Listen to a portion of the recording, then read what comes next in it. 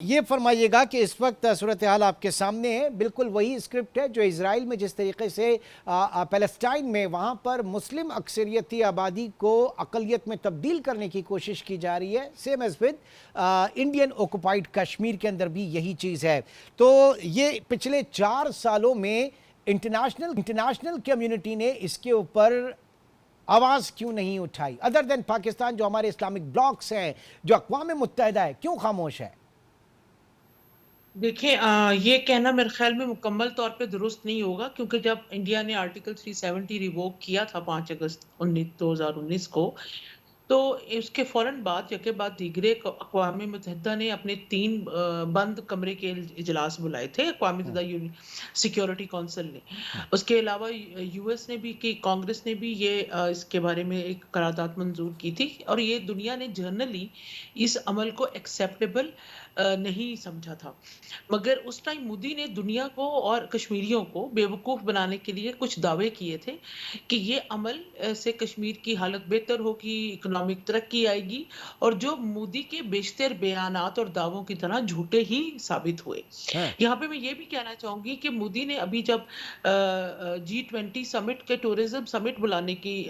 بلایا سری نگر میں، جی تو 6 سے 7 ملکوں نے ڈسپیوٹڈ ٹیریٹری میں آ کے ایک سمٹ کو اٹینڈ کرنے سے انکار کر دیا۔ تو اس طرح اس سے جو کہ اس نے شاید دنیا کو مزید بے وقوف آنکھوں میں دھول جھونکنے کے لیے کیا تھا کہ کشمیر میں سب کچھ نہیں نارمل دیکھیں، ہے۔ وہ تو ٹھیک ہے، وہ دنیا نے کوشش کی، لیکن کیا اب بھی کوئی انٹرنیشنل فورم ایسا نہیں ہے؟ اب ظاہر ہے کہ مودی جو ہے اس نے جو جھوٹ بولا یا جو ایک دھول جھونکنے کی کوشش کی، اگر وہ ناکام ہو جاتا ہے تو اس کے بعد کیا اسٹیٹس رہے گا؟ کیا یہ ہمیشہ اور آئندہ کبھی اس تصواب رائے یا پلیبیسائٹ وغیرہ کرنے کی نوبت آتی ہے تو کیا انتظار کیا جائے گا پھر کہ وہاں پر آبادی کا تناسب تبدیل ہو جائے، پھر بھارت جو ہے اس کو قبول ہوگا؟ آپ نے بالکل بہت اچھا سوال کیا، کیونکہ آرٹیکل 370 کو ریووک کرنے کا مقصد ہی آبادی کا تناسب تبدیل کرنا تھا۔ نہ صرف آبادی کا تناسب تبدیل کیا جائے بلکہ کشمیریوں کو بھی ڈس امپاور کیا جائے، because economy, identity, right on your resources, یہ ساری چیزیں انڈیجنس کمیونٹی کو امپاور کرتی ہیں۔ مگر مودی نے وہاں سے جس طرح نو آبادیاتی طاقتیں کرتی ہیں کشمیر کے ریسورسز پہ، ٹیریٹری پہ، سب پہ گھس بیٹھیوں کو بٹھانا تھا۔ تو انفارچونیٹلی مودی کی کوشش تو یہی ہے بی جے پی ریجیم کی کہ وہاں پہ آبادی کا تناسب تبدیل کیا جائے، مگر میرا یہ خیال ہے ذاتی کہ جب بھی کشمیر کو حل کرنے کے لیے بات ہوگی، اور اس میں یہ سارے ایشوز بھی اب مطلب کشمیر کے مسئلے کو حل کرنے کی جو ٹول کٹ ہے، مودی نے اس میں کئی اور پیچیدہ مسائل کا اضافہ کر دیا ہے، مگر یہ پروٹیکٹڈ سوشل کانفلکٹس کے ساتھ ہوتا ہے۔ ہم سب کو پتہ ہے کہ کشمیر کا مسئلہ